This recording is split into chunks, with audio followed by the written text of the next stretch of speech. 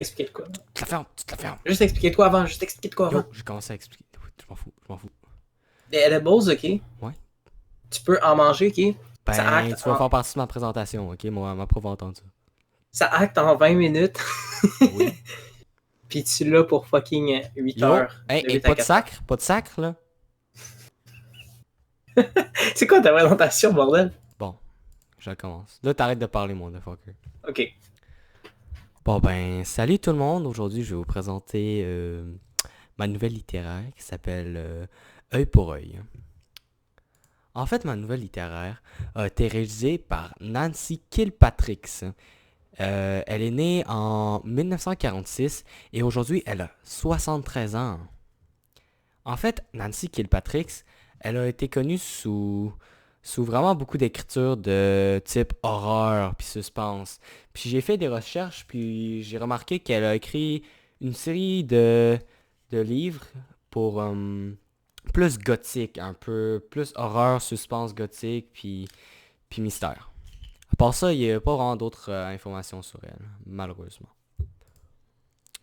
Ben là, on va vous parler un peu de ma nouvelle en soi. En fait, ma nouvelle a été rédigée en 2001. Dans la présentation qui suit, je vais vous présenter 4 points. En fait, l'histoire, qu'est-ce que je pense de l'histoire, si je l'aime, si je l'aime pas, s'il y a des améliorations possibles, ou... Mais encore. Donc, après ça, je vais vous parler un peu des personnages, puis du cadre spatio-temporel, puis je vais finir par vous parler du procédé d'écriture. Là, je vais faire un petit résumé de ma nouvelle littéraire. En fait, c'est l'histoire d'une fille qui revient chez elle après une longue journée avec son frère, puis elle découvre que sa mère est par terre, puis qu'il y a du sang partout, partout, partout. Puis elle remarque aussi qu'il y a un couteau planté direct dans l'œil de sa mère. Ensuite, elle voit qu'il y a le tueur direct devant elle, puis notre tueur s'appelle Alexandre Mifflin. Puis en fait, là, Mifflin puis son frère Bill, ils commencent à se battre, puis tout ça. Puis à la fin, Bill, il gagne, puis Mifflin, il est emmené en cours. Puis il s'en sort avec seulement 6 ans de prison, en fait.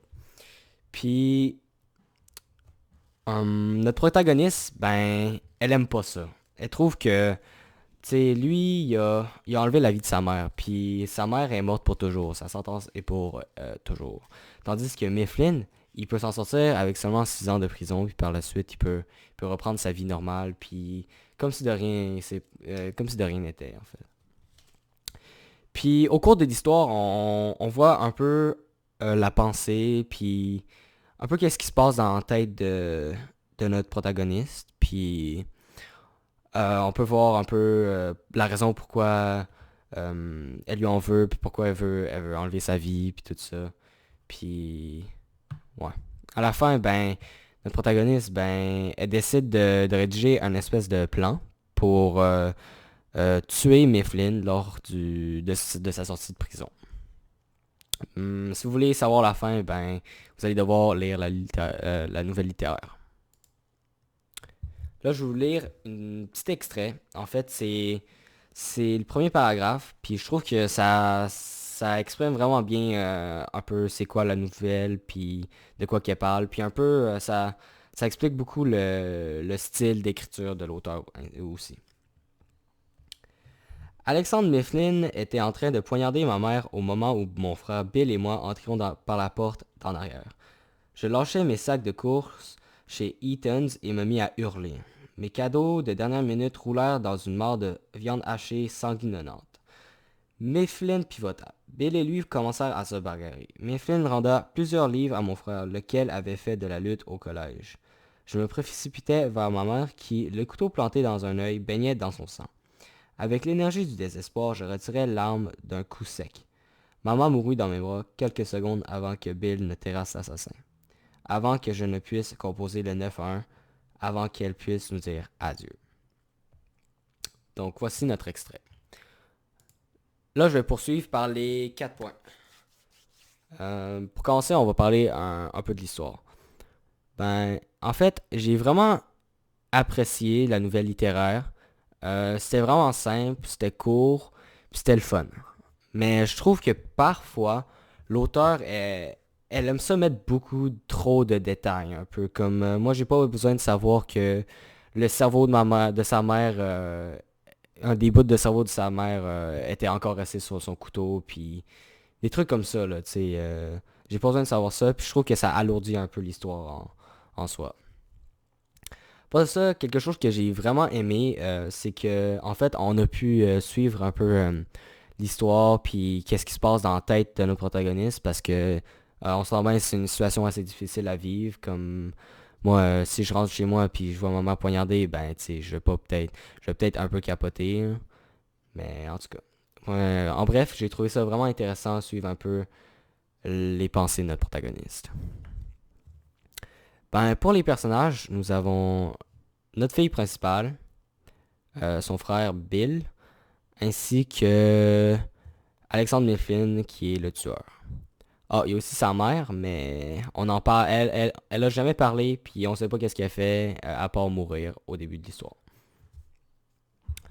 Ben, moi, les personnages que j'ai vraiment... En fait, il y a seulement un personnage qu'on a vraiment pu apprendre, puis à connaître, c'est en fait notre personnage principal. Parce que les autres, ils ont été mentionnés, mais ils n'ont pas vraiment eu la chance de parler, ils n'ont pas vraiment eu la chance de s'exprimer, puis de nous montrer un peu leur personnalité, puis tout ça. Donc en fait, notre protagoniste, ben, c'est un personnage assez violent. Comme, mettons, elle a essayé de trouver un plan pour tuer Mifflin. Donc, elle a probablement un minimum un problème dans la tête. T'sais, elle peut pas bien... C'est sûr que c'est pas une personne normale parce que elle pense faire commettre un meurtre, même après que sa mère soit morte. Puis... Ah, ouais, c'est ça. C'est aussi le titre de notre nouvelle littéraire, en fait, œil pour œil. C'est comme, t'as tué ma mère, ben je vais te tuer, tu sais. Donc, œil pour œil. Pour le cadre spatio-temporel, ben, en fait, l'histoire se passe au cours de 6 ans, mais c'est condensé sur peut-être 15 minutes, 30 minutes maximum de lecture. Euh, ouais. Parce qu'au début de l'histoire, ben, il y a sa mère qui meurt, Bill se bat avec le tueur. Par la suite, vraiment, qu'est-ce qui se passe, c'est qu'on suit un peu le cheminement de notre personnage, ben, mentalement. Puis à la fin, ben, on jump comme quelques années. Puis c'est la sortie de Mifflin, qui est genre 6 ans plus tard. Puis... Ouais, bof. Après ça, ben, on va parler du procédé d'écriture.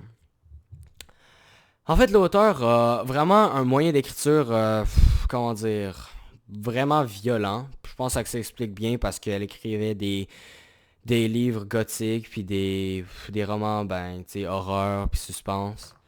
Ouais, mais comme je l'ai dit, son style d'écriture, c'est vraiment, c'est bien. Tu sais, ça captive le lecteur, puis tout, mais je trouve que parfois, c'est trop de détails, puis ça alourdit l'histoire en tant que telle. Donc, amélioration possible. Peut-être moins de détails.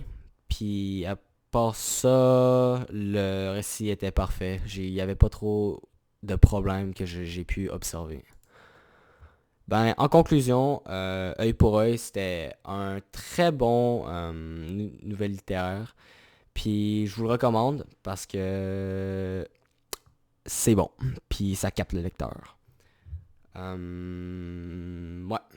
c'est ça. Salut à tous. Aimez ma vidéo et laissez un like, subscribe à ma chaîne.